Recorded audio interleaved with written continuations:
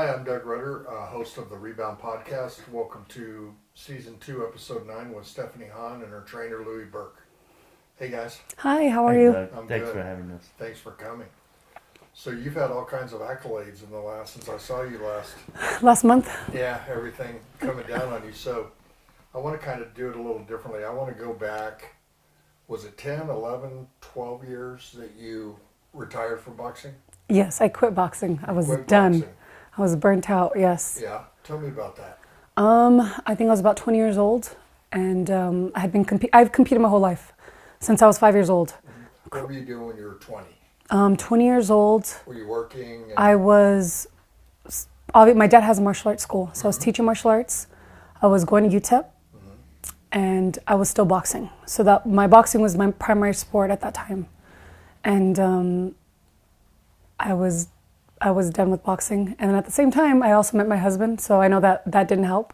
I fell in love, and I decided to quit. And that year was, I think the year before, or the year after, it was going to be the actual Olympic teams. And I know that I was a favorite to actually make the Olympic team. Yeah. But it didn't happen. Regret looking backwards? No, not now.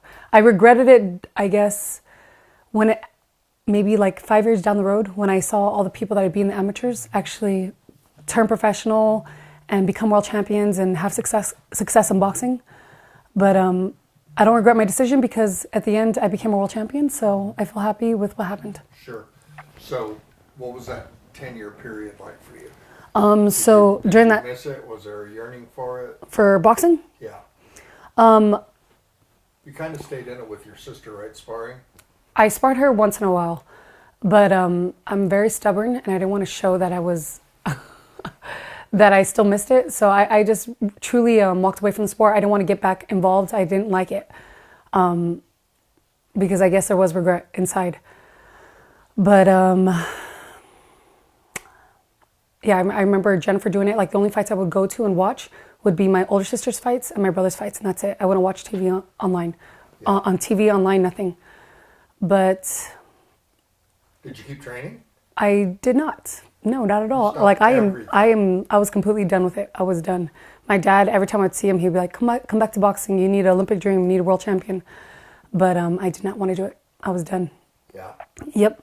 And then during that time, as that 10-year break, I got married to my husband. I had my son. I became a police officer. Then I had. When was this? How during that 10-year period? And then I had my daughter. And then my daughter, we ended up finding out that she has special needs. And I really thought that there was no hope coming back to boxing, because I was a mother of two, a mother of a special needs daughter. I was a police officer. I was content with my life. And I feel like I didn't have to go back to boxing. Did you always want to be a police officer? No. No? No, How'd not that at all. happen? Life happened. I had graduated from UTEP in 2013, and then I got married in 2014, and then I had my son in 2015. And my husband was still going to school, and we were very poor. And I was like, we need a job. We need income, because we were struggling. And I looked online, and I saw that the El Paso PD was hiring, so I decided to come back to apply, and I got in. And I'm so glad I got into this department, because I think law enforcement's a great profession. And yeah, that's what So happened. did you start out as a patrol officer? Or? We all start off patrol. So did? once we graduate the academy, we do patrol. So I did a couple years on patrol, yes. Yeah. Mm-hmm. And then when did you end up at the training facility? So I've been at the academy the last 4 years. Yeah. And you're real happy there. Oh yeah. Yeah, I could tell. I get to do what I grew up doing, which is teaching martial arts. And now I teach defensive tactics, I teach boxing, and I help the recruits. So I truly enjoy it. Yeah, that's cool. Louie, when did you meet Stephanie? Well, I met her, when she was a teenager, because I worked with her sister and her brother, A.B. I worked with A.B. first. And I had trained 3 world champions, right? Yes, sir. Yeah. Austin Trout, Jennifer Han, and now Stephanie. And so I worked with A.B. and initially, and Stephanie was still a teenager at the time, so I saw her growing up as well. Yeah. And I worked with Jennifer Han after, her sister. Yeah. Did you see potential here? Oh yeah. In fact, when she had quit boxing, her family came to me and asked me to talk to her, which I did. And I thought maybe I had motivated her, to come back.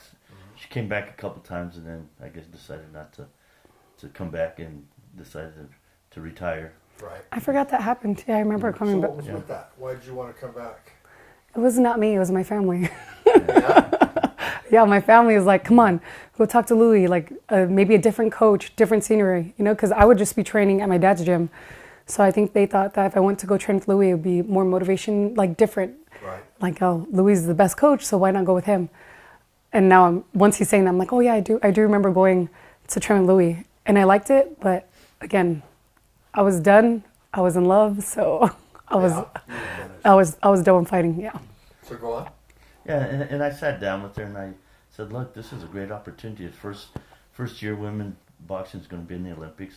You're the number one choice to represent the U.S. I said, what a great opportunity.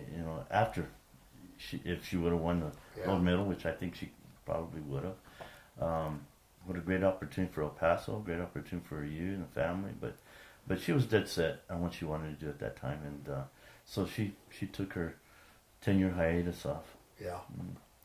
10 years. 10 years. That's a long time. Fun times. So what happened? You slip on a banana peel and hit your head and decide to come back, or what? So I came back. I was helping Jennifer. It was like during COVID times, after COVID, and Jenny had gained a lot of weight because of her pregnancies. And she needed a good sparring partner, and I knew I could mimic her sparring partners because of my size and because of my skills. And I just wanted to help her the best way I could, because obviously I know that Jennifer was picked to fight Michaela Mayer, to fight Katie Taylor, because she just had her babies and she wasn't in the best shape. And I know they wanted Jennifer to lose bad on television. I know they wanted Jenny to get knocked out. So I was like, I'll help you. Like, if you don't have enough good sparring partners, or if you need me to help you mimic whatever sparring partner, I want to help you, because we're family, we're very close. So I came back to help my sister. And I thought I was going to suck. But to my surprise, I was okay. I was like, oh, yeah. I still have my skills. And Jennifer, AB, Louie, obviously my dad, they're like this, you should come back to boxing. Come back to boxing. You could be a world champion. I remember Louie telling me, he's like, yeah, you could be a world champion.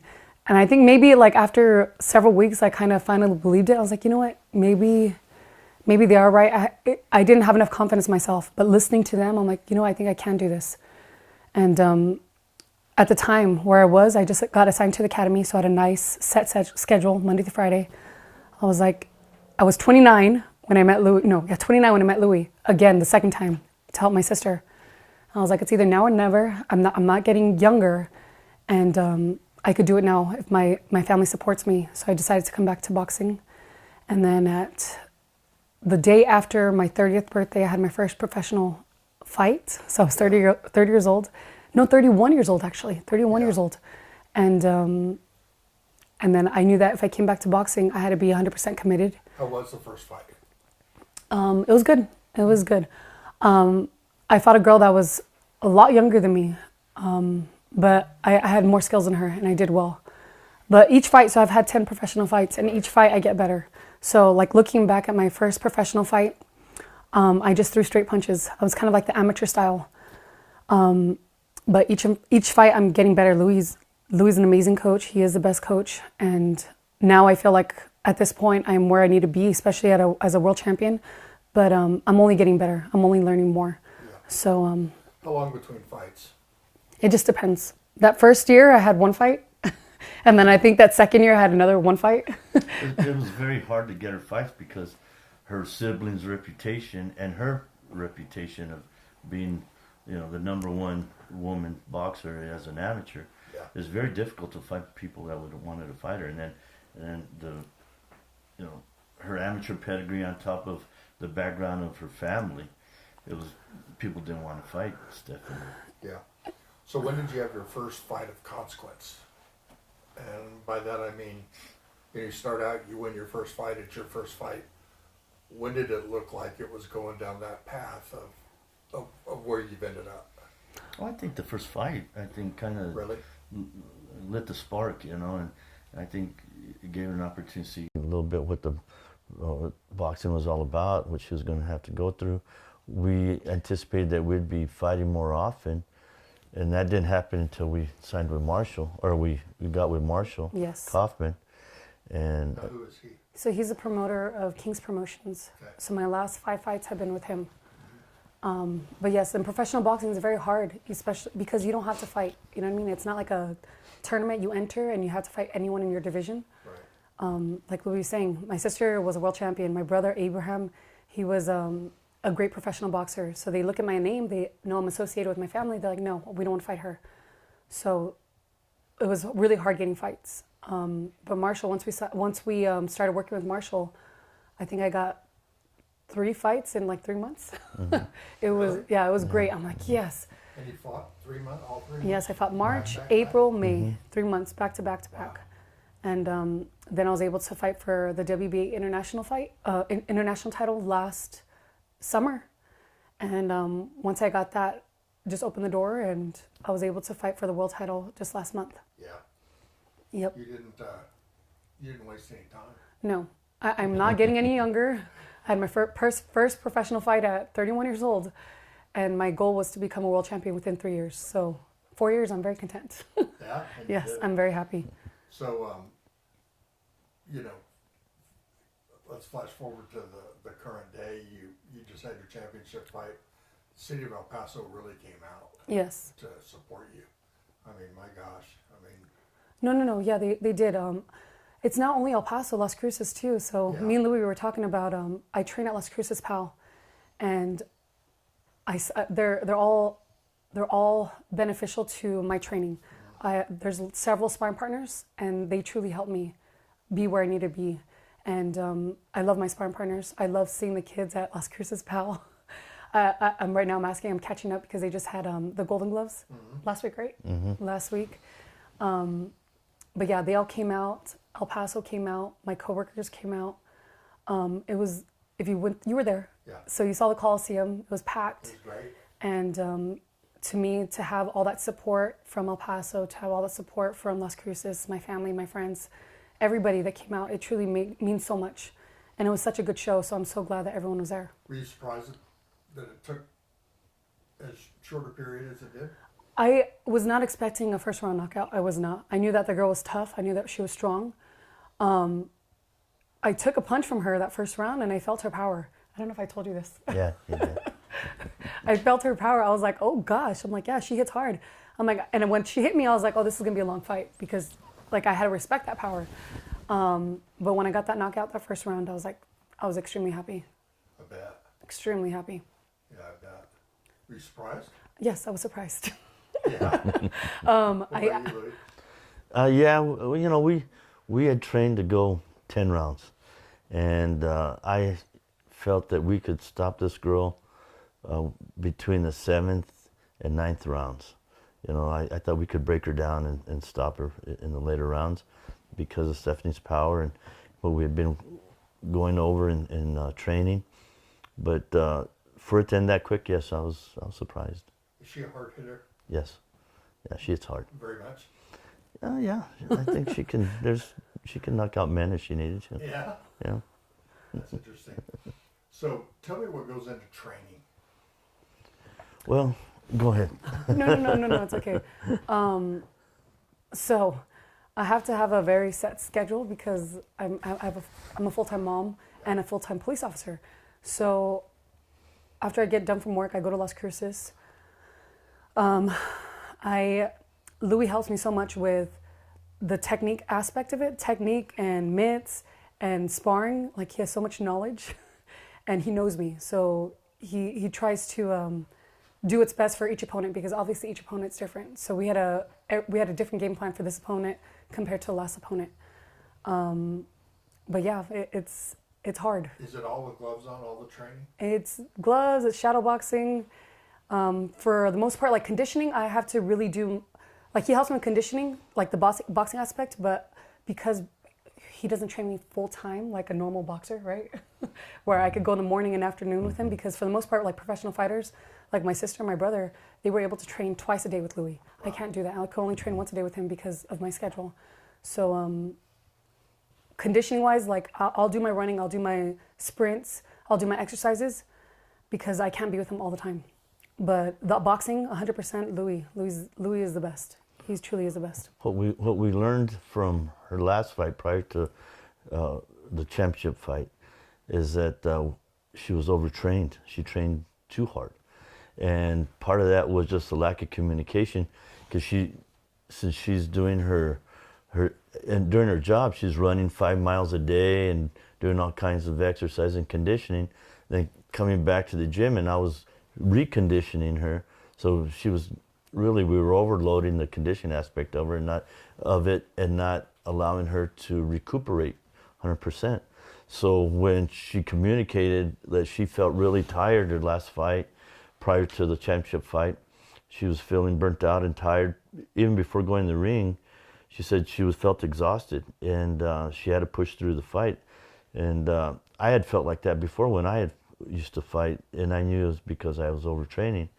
So we just we had to make our adjustments, and so I didn't push her physically as hard to get her in shape, because I knew she was already getting in shape at her job.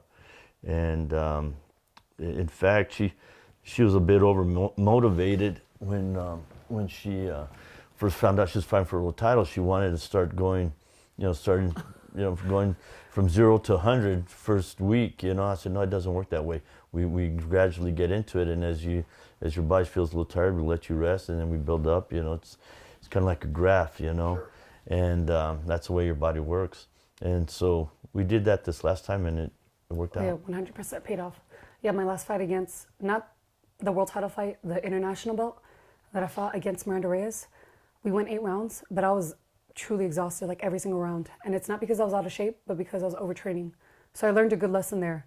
And then this week, or this last fight against Hannah Turlip, we really toned it down towards the end, and I truly felt 100% fight day. Amazing. I didn't feel tired, I felt strong, and it paid off because I knocked her out. So it was great. We'll be right back. At Jersey Mike's, they freshly grill your hot subs right in front of you. You can't get that smell anywhere else unless you have one of these. Don't mind me. Take the sizzle to go. Okay. Whoops. I'll pay for those. Here you go, Danny. Time to get these smells home. Grilled right in front of you. It's a Jersey Mike's thing. A sub above. That's good sizzle. Don't let this tax season get the best of you. Let Tax Matters provide you the help you need with your financials. We provide total financial services to individuals, business owners, executives, and independent professionals. Utilizing our services, Tax Matters will work with you to optimize your business and minimize your taxes. We'll work to provide you and your business with the tools and resources you need to build a solid tax and business foundation. If you want financial help that's affordable, experienced, and friendly, call Tax Matters today for a free initial consultation. Welcome back. So back to the championship fight, sitting there watching all the other fights, there's a lot of anxiety for a fan there to watch you. What's it like for you? For my past couple fights, I've been okay. I've overcome the nerves of fighting. Like, I don't get nervous. But this last fight, the world title fight, I did feel a lot of anxiety. And I think because of the pressure of it being the world title fight, I'm like, I can't lose. It comes down to this moment, like I have to win. So I just truly wanted to get the fight over with. Like I remember weigh-ins, I'm like, can I just fight today? Because I just want to fight now and get it over with. So I was feeling a lot of pressure and just wanting it to end. Were you real confident? I'm very confident. I'm 100% confident in my abilities because I know the work that I put into it. And I'm never going to fight scared. I'm never going to defeat myself mentally and allow my opponent to have that advantage. But once I stepped out of the locker room where we're out on the stage and I saw everybody, all the nerves went away. And I was just like, let's do this. Wow, let's do this. No. I was like, once I saw everybody, once I saw the ring and I knew that it's going to happen within several minutes, I was like, let's go. I was excited. I'm like, I'm going to destroy her because that's my mentality. I'm like, I'm not going to lose. Yeah. Well, what did you think? As far as the anxiety goes? The whole thing. The whole thing, I was very pleased. It's surprising that she got the knockout as quick as she did. Yeah. as far as anxiety goes, yeah, as a coach, I still deal with a little bit of anxiety, especially at this level of fight. But I try and stay calm myself because, fighters feed off of their trainers. And so I try and keep everybody calm and relaxed. Try and keep her brothers out of the dressing room. Oh, yeah, gosh. They're a nervous mess. So in the back I have siblings. There's 5 siblings altogether. And I have a twin. So Jennifer was in the back. AB was in the back, who was also a professional fighter, and Izzy. And I also train a lot with Izzy and Jenny.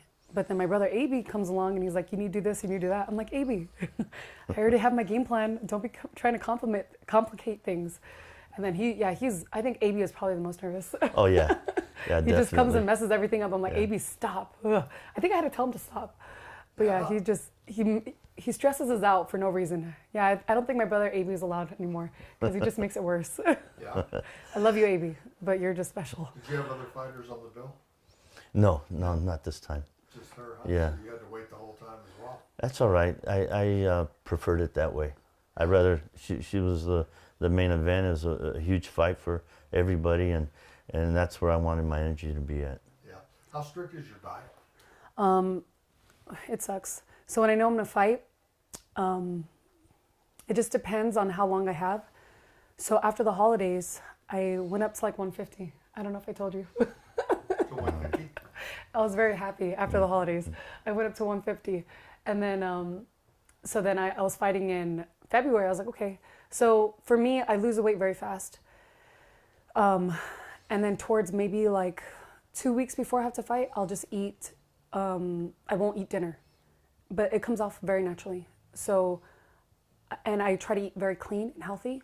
And I don't eat anything spicy. Obviously in El Paso, I love spicy Mexican food. So I don't eat Mexican food. Yeah. So towards the end of, when it gets close up to the fight, leading up to the fight, I will eat no dinner and extremely healthy. And through the whole training camp, I won't eat spicy because I get extremely bad heartburn. And if I spar, it's not good. Yeah. So So what was your first meal after the title? what did we eat? We went out to eat El Comota. Yeah. El Comota, yes. Mexican food, Yeah. yes. I know you were at, whatchamacallit, over by the graveyard. I saw your picture. Oh, Ellen J's. Yeah. Oh, I love Ellen J's. Have you been to Ellen J's? Oh, Yeah, so yeah, good. it's Actually, I think I might go awesome there food. today. Yeah. Oh, so delicious. So, I mean, you were everywhere Yes. after your fight. Oh, yes. Surprisingly leading up to a beauty contest. Yes. Tell me about that. So someone had asked me, her name is Katie Scott. She's a director of Miss Sun City, and she's also a Miss Texas recruiter. And she asked me if I'd be interested in doing a beauty pageant. And she had talked to me before my fight, but I was like, I'm not going to commit to anything right now because I'm still obviously focusing on the biggest fight of my life. But since I won and I didn't get beat up, my face was still intact. I decided to do the beauty pageant. Yeah. And it was something extremely different from what I normally do. But it was a good experience, and I'm glad I did it. Yeah. I'm glad I did it. Third, huh? I was a finalist. It was fun. Like the preparation for beauty pageants are totally different from a fight. Sorry. Like we have to So, go shopping. Okay, we have to practice our walk. We have to go get our hair done. We have to go get our nails done. We have to go get our teeth done. You know what I mean? Like it's just totally different. But it's fun. I've never felt more like a girl in my life than actually participating in a beauty pageant. and you have to pay for all that yourself? Luckily, I had some sponsors because it's too expensive. Yeah. It's very expensive. So I had some sponsors who helped me out. And I think the overall experience from the beauty pageant definitely gave me confidence as a woman. And I feel confident. I feel beautiful. So I'll definitely remember for the rest of my life that I did a beauty pageant. So it was Yeah. fun. So are you training now? I'll start next week. No, after next week. I go to Vegas next week. But I've been working on my conditioning. So I'm still running. I'm still doing my exercises. But actual boxing techniques, no. When do you see yourself fighting again? So I might be fighting in July. So that's what they're saying, July 12th. I have to make a title defense before I could go for any of the other belts. So they want to do it here in El Paso again at the Coliseum. And next week, I'm going to Las Vegas.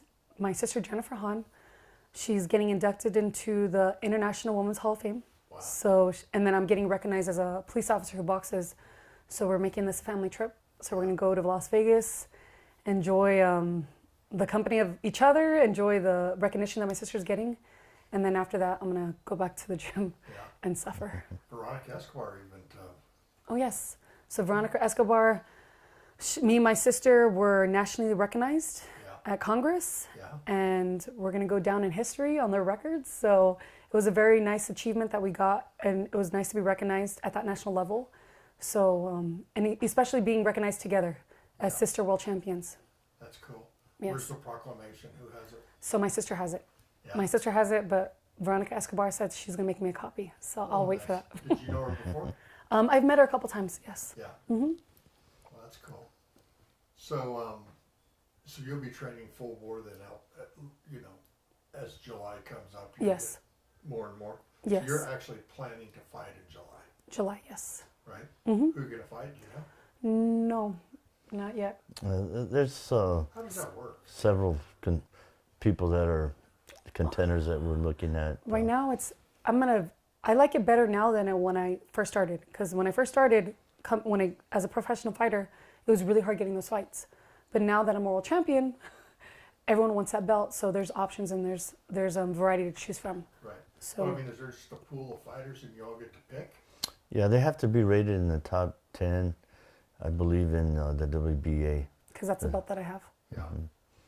Is boxing growing in El Paso? Yeah, it seems to be right now. I've never seen this much potential, world championship potential. Not only with Stephanie, but Aranda, Tovar. We have some great amateurs here that are winning national tournaments, both female and male. It's amazing. This whole border region, Las Cruces, same thing. It's growing so much. Yeah, it's really become a hub. Is there boxing in high school? No. Not in the high schools, no. Yeah.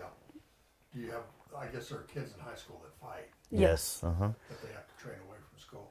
Right. Yeah. For example, like Louie. So I trained Louie in Las Cruces at Las Cruces PAL, and that's where you have kids, elementary, middle, and high school, and he's the one that leads it.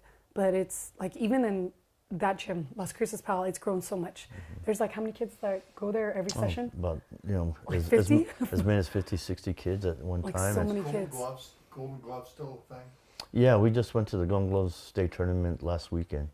Where was that? That was in Roswell, New Mexico. And then the regionals against Colorado are going to be April 12th in Roswell as well. Do we have good fighters? We have good contenders? Oh, yeah. Mm-hmm. Yeah. Should we win? I have confidence that we're going to do well. Yeah. Did you do any of that growing up? Yes. All of it? Yes. I So did with you're my a Golden sisters. Gloves champ? I was a Golden Gloves national champion. I was a PAL champion. So yes. Wow. So you've been a champion. Yes, as an amateur. Yeah. And for people that don't know, yeah. Yeah. So what's in store for you other than boxing?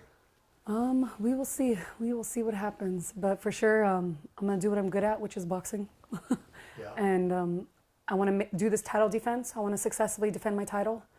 And then after that, like I already said, I want to go for the other titles. So I And want what to. other titles are there? So there's the WBC, the WBO, and the IBF. Which is the big one? They're all big. All of them are. All of them are recognized, and the WBA, the one I have, it's the oldest It's organization. the original one. That's the one Muhammad Ali had, and Yeah. the lineal, yeah. But the WBC is also pretty strong, and the four major titles are, like Stephanie said, IBF, WBO, WBA, and WBC. Yeah. And if you have all those, then you're considered the undisputed champion. Yeah. Yes. What do y'all think about George Foreman? George Foreman dying? Yeah, it was unfortunate. He was. Did you ever get to meet him? Yes, several Really? times. I used to go to his sermons. I trained fighters for his promoter, Ron Weathers. And so when we were in Humboldt, Texas, where he had his, where he trained, and we had a stable of fighters there. We used to go. I used to go to his sermons on Sundays, and got to meet him.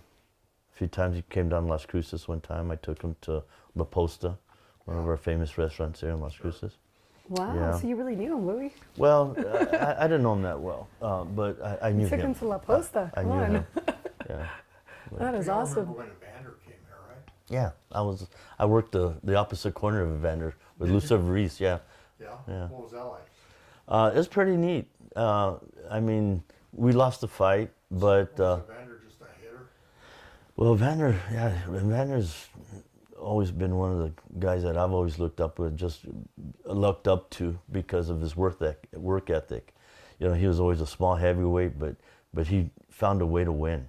You know, he was a winner, and just his attitude in life. And he came in and he spoke at the. I remember when he came in for the press conference, and he spoke at UTEP, and you know, I was a fan, even though I was working the opposite corner.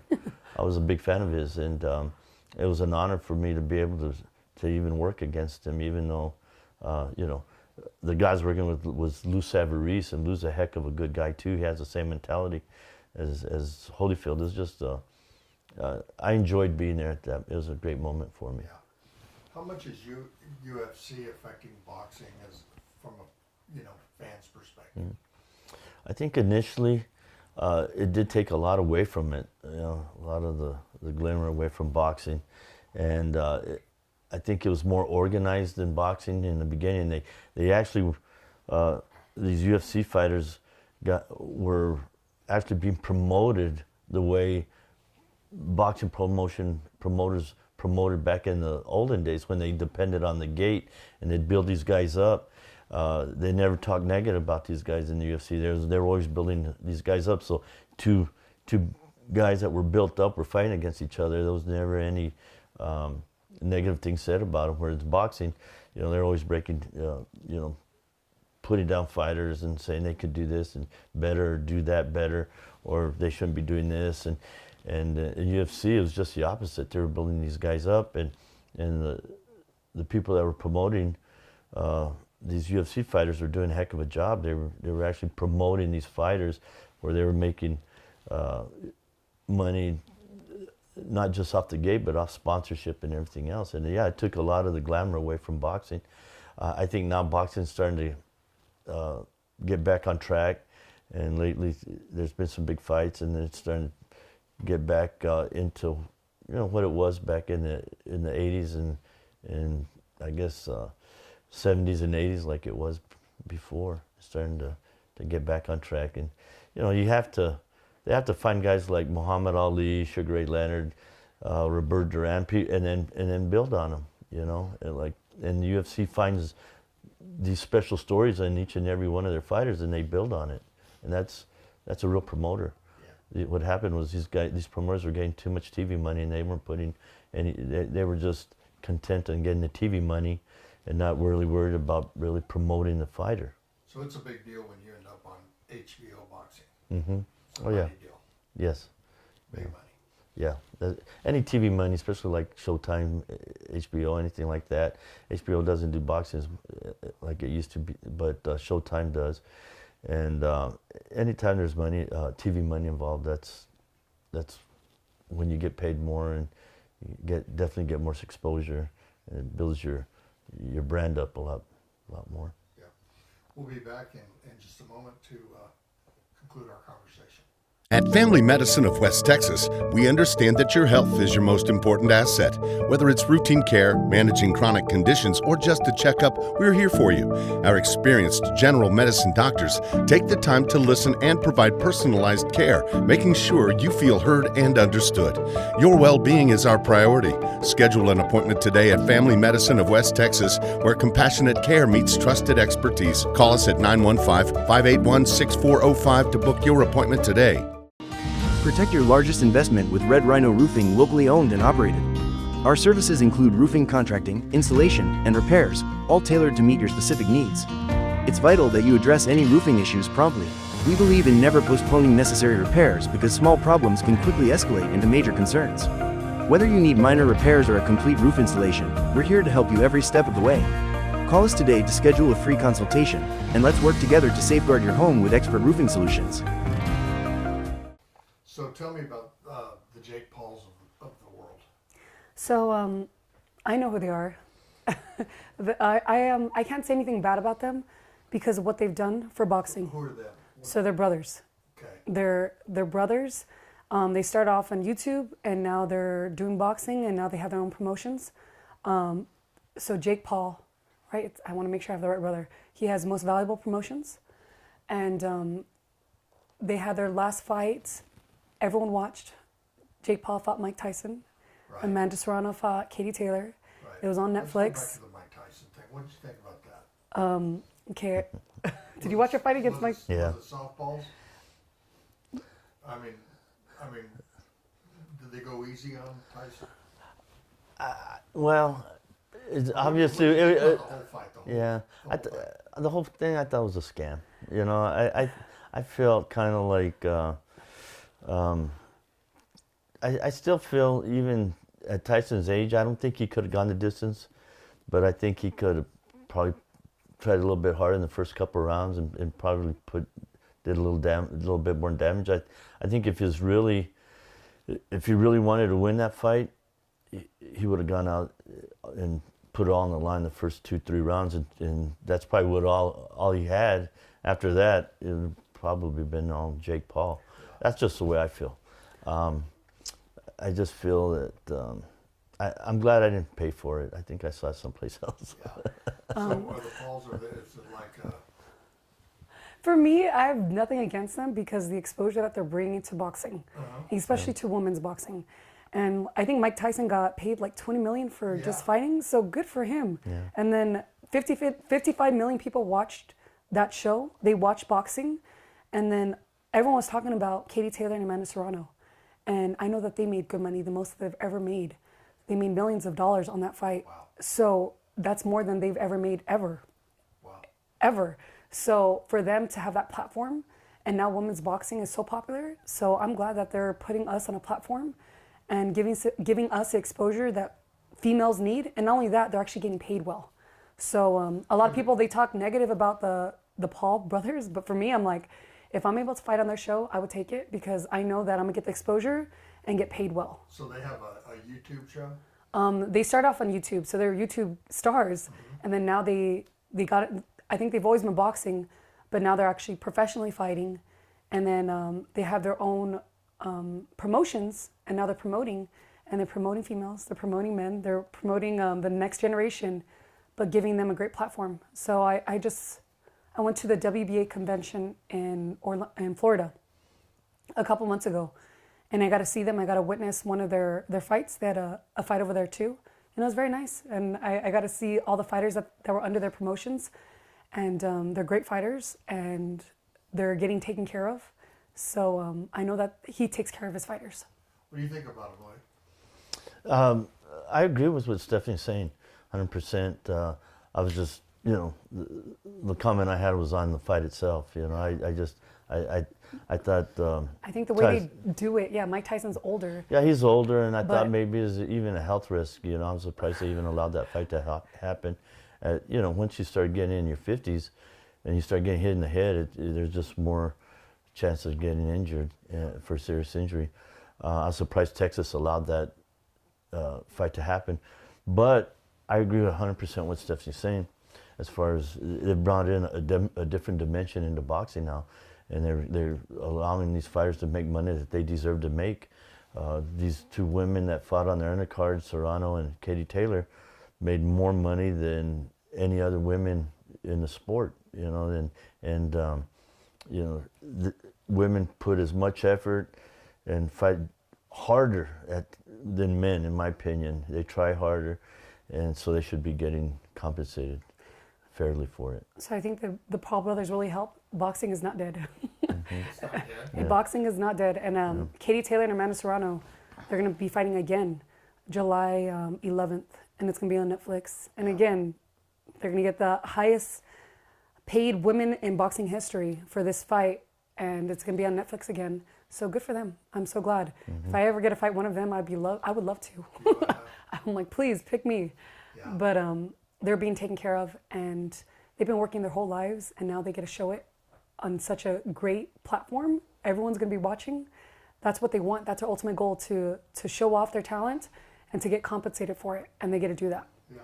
Where did these guys come from, though? I mean, all of a sudden, Jake Paul's Everybody's talking about it. It's the generation, this younger generation. Again, they started off on YouTube. They were Disney stars, and they grew their And following. what do you mean by that? I mean, did The they, younger generation. they had fighters?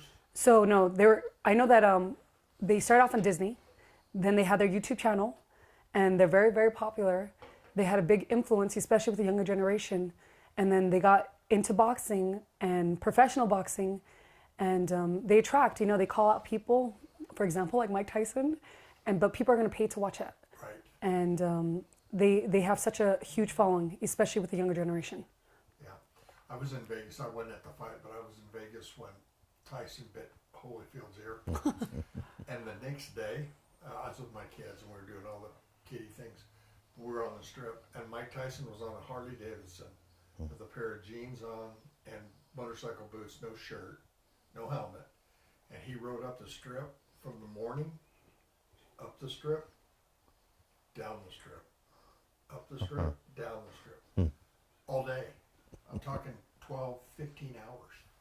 That's all he did. He didn't stop talk to anybody. He didn't look at anybody. Straight ahead, and just, it was the weirdest thing. I mean, up and down, all day. Huh. It was nuts. I don't know what to say. Yeah, the first time I heard that story, that's pretty He's doing it unusual. every day. Yeah, So do you remember Bobby Sacco? of course. And Yeah, they used to have the fights here at Big Wally's.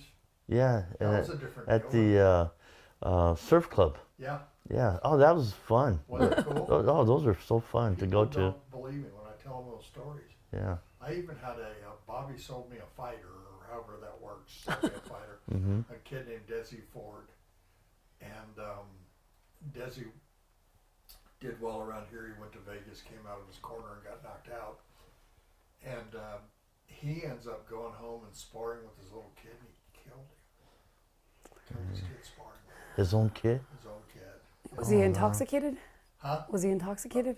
I don't know. But his name was Desi Ford. Oh no, I didn't But know Bobby that. was good for local boxing. He was a Did he promoter. Did he have Herman Delgado? I think Herman fought on his shows. I remember seeing Herman fight on his shows a few times. Yeah, no, Bobby was like what these promoters I'm talking about. They actually went out, found a story in each individual fighter that he had, and he built Promoted on it? that. Yeah, he promoted it. You know, everybody has a story. You just got to, and I learned that from Angelo Dundee. Angelo Dundee used to manage me, and Angelo said every fighter has a story. Everybody has a story. You got to dig deep and find it and bring it out so everybody knows it to pique the interest of the public. Sure. Tell me about your fighting career. I started as an amateur. My dad was a boxing coach for the U.S. boxing team. He traveled all over the world. Went to the Soviet Union before it was Russia. Went to all the Scandinavian countries, Uruguay. Helped him set up their amateur boxing program down there. He traveled all over the world. With the U.S. went to Cuba. Actually, translated. Was able to speak with Fidel Castro, and he traveled all over the world as a U.S. boxing coach, and that's where I picked up a lot of my boxing coaching techniques. I had some really good coaches, not only him, but a man named Larry Reño. So I always was interested in the coaching aspect of it, even as a young child. And I was an amateur boxer. I was nationally rated.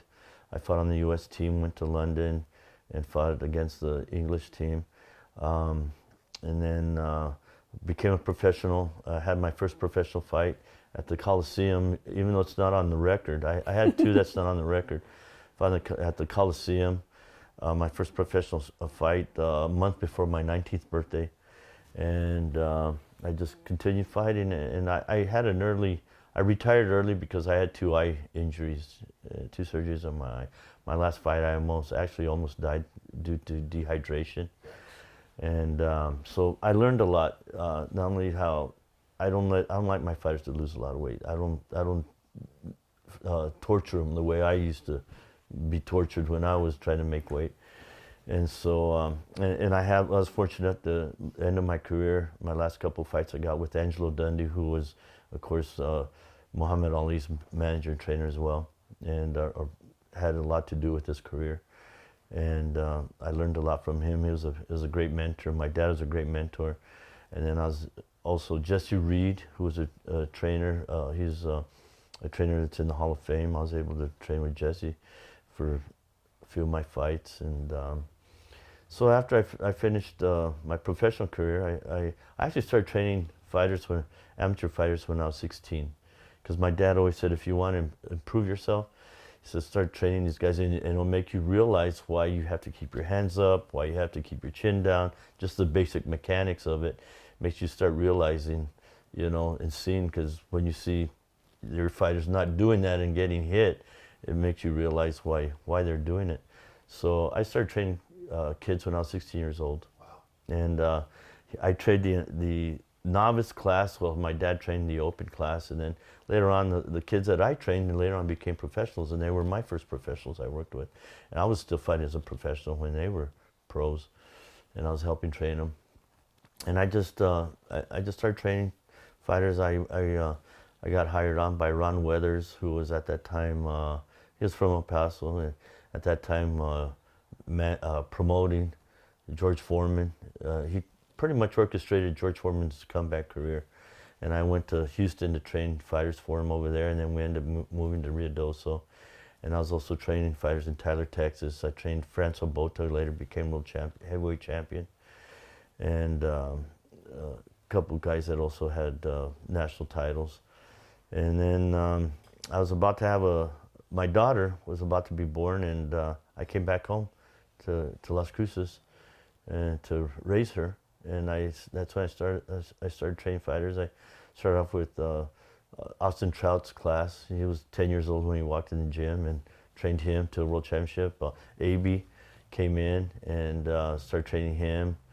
And I had a good stable of fighters. Siju Shabazz was two-time Olympic alternate, one-time national Golden Glove champion.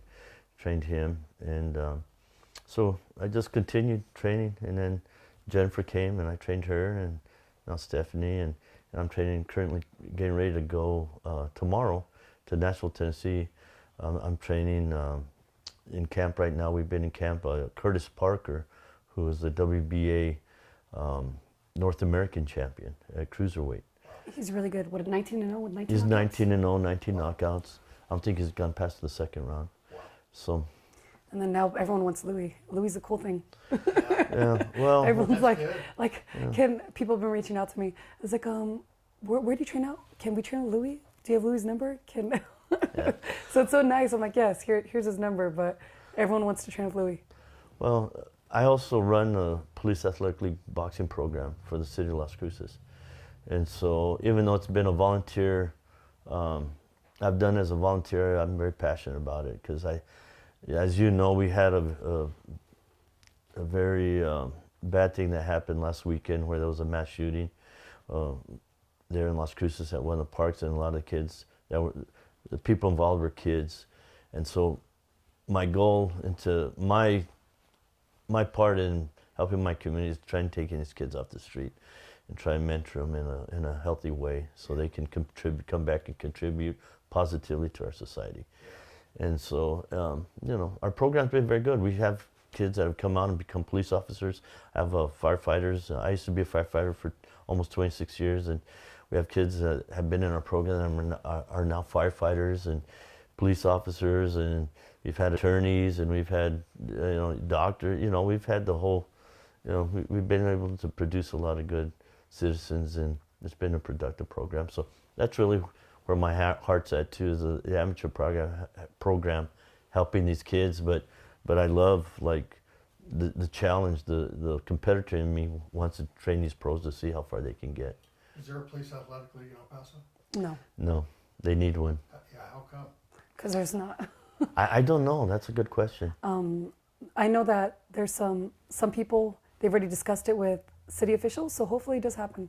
But we just we introduced it, Frankus. Mm-hmm, yeah. So we'll see if it actually happens. Do you think it'd be a natural for taking a kid off the street and giving them an outlet to do that aggression? Yeah. And get that out? Yeah. You'd think it would work? No, it will work, because we're a proven program. The kids that have come in our gym, that have been, and I'm going to include Austin in this too, that have been very at risk. You know, had it not been for boxing programs, they easily could have been in jail for the rest of their lives, you know, or for a long period of times. But instead, they've become very productive citizens in our community. And that's the whole goal behind it. You know, it's not, I'm not there to to teach them to become professional fighters afterwards. I'm teaching them to become good citizens. Yeah, that's important. Yeah. It's real important. What happened to David Rodriguez? Is he still fighting? No, David's been retired for a while, and he was one of my fighters as well. Yeah. David was very successful and had a lot of talent. I think he's, last time I heard, he's doing podcasts himself and become very successful. Yeah, he's doing very well. And he's a dad now. Yeah, that's good. He's a dad now, and he has a very good podcast. Good, yeah. Here in El Paso? I don't know. I'm not sure where he's at. I know he has a big following. Like, he has social media and he has a lot of followers. Mm-hmm. And he was a very good fighter himself. Yeah. He was up there. You remember the days back when to see a fight, like I saw Buster Douglas and Mike Tyson, but we had to go to the Coliseum and watch it on closed circuit TV. Mm-hmm. Yeah, I saw the Hearns Leonard fight at the Coliseum. Yeah. Yeah, it was really neat. I miss those. Yeah, I miss those days. Closed circuit. The people that were there for boxing. Yeah. Right? Yeah. Yeah. It was. I miss those days. My dad actually did the Tommy Hearns Pepino Cuevas fight, and that's when Randall Cobb stopped Ernie Shavers in that fight. Yeah. And then Randall had spent a lot of time here in El Paso and Las Cruces area. Yeah. In fact, my first pro fight was on his undercard in San Antonio. Really? Yeah. So who's the #1 boxer of all time for you? Well, You don't have to say. Don't say me. Don't say me, Louie. well, That's awkward. Sorry. Don't say me. okay. No, you know the big guys. Yeah. No, I grew up, you know, when I think boxing was at its peak in the 60s, 70s, 80s. And so I saw a lot of good fighters. But Roberto Duran was one of the guys I looked up to growing up. And I loved his style, his ferocity, you know, just, you know, his tenacity when he was in the ring. I loved the way he fought. Then Sugar Ray Leonard, of course, you know, his flash and, you know, the way he was able to, you know, just get you in the palm of his hand with his personality, and he always had the right thing to say. And of course, Muhammad Ali, you know, and Joe Frazier. I was actually rooting for Joe Frazier to beat Ali, but then as I became, as Angelo Dundee became my manager and trainer, I heard so many stories about Ali that he became my favorite fighter after that, you know, wow. Him and Duran. So I went to opening day baseball in Arizona at the Diamondback Stadium. Mm-hmm. And just the luck of the draw. I mean, me and my son, we just bought tickets and went, and we were seated next to Muhammad Ali. Wow. That's crazy. And it was crazy to sit next to him and listen to him for 9 innings. I mean, he could talk. Yeah. But it was really a special thing for me and my son. Yeah. That's awesome. You're You're always going to remember that. Mm-hmm. Always. Mm-hmm. The first time I met him, I was sparring with these guys that are going to be on a big show at Caesar's Palace. And all of a sudden, everybody stands up, and I was at the front. I was on the front row, wrapped up and ready to spar with this guy, and everybody starts standing up and starts chanting Ali, Ali. And he comes in, and there was some empty seats by me, so he came in, but he started sparring, you know, started shadow boxing with me a little bit, you know, before, and everybody's, you know, clapping, and you know, he just that's the way he was, yeah. And you know, he seemed like he gave everybody the time of day. You know, that's one thing Angelo said. He said he always had time for everybody. Oh, I sit next to us. I mean, we're nobodies at the baseball game, and he treated us like gods. Yeah, that's just, that was amazing. You know, here's a guy that was, you know, superhuman, you know, in everybody's eyes. And no matter who was around, he if he had the time, he'd give it to you, you know? I guess he was living in Phoenix, I think, when that happened. Okay. For me, but just right behind home plate, it was a cool experience. Wow, I bet. Well, this has been great, guys. I appreciate you coming back, Steph. Thank you. Thank you for coming. Thanks, Doug. And that wraps it up for this week on The Rebound.